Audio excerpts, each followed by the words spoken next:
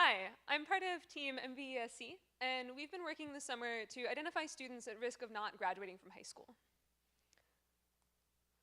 So each year in the US, there are 3.6 million students who don't graduate from high school.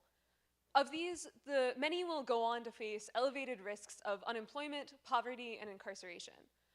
While there may not be a direct causal link here, there's a really strong correlation between not graduating from high school and a number of negative life outcomes. So there's a lot of effort that's been put into this problem to trying to help students stay in school, but many of these programs face this too little too late problem, where there's not enough data following students across time, and interventions come too late for meaningful change. Our partner, the Muskingham Valley Educational Service Center, has been working to rectify this. So they serve 16 school districts across 5 counties in Ohio. Their work supports about 30,000 students from pre-K through high school.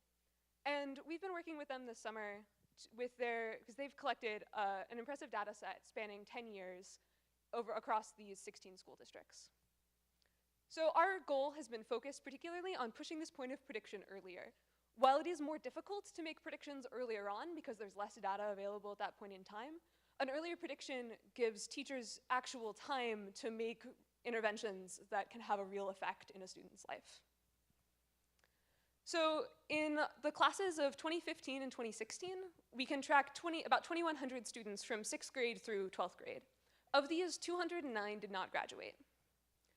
A typical cutoff-based system, which flags students based on excessive numbers of absences, large numbers of disciplinary incidents, or really poor grades, will identify 95 of these 209 students in 10th grade. In contrast, our model can identify 125 of these students in 10th grade. But even more importantly, we can already flag 111 of them in 7th.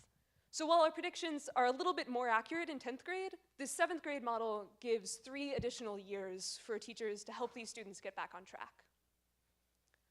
So moving forward, we've provided our partners with a list of risk scores for all of their current students, as well as individual risk factors to help target interventions appropriately.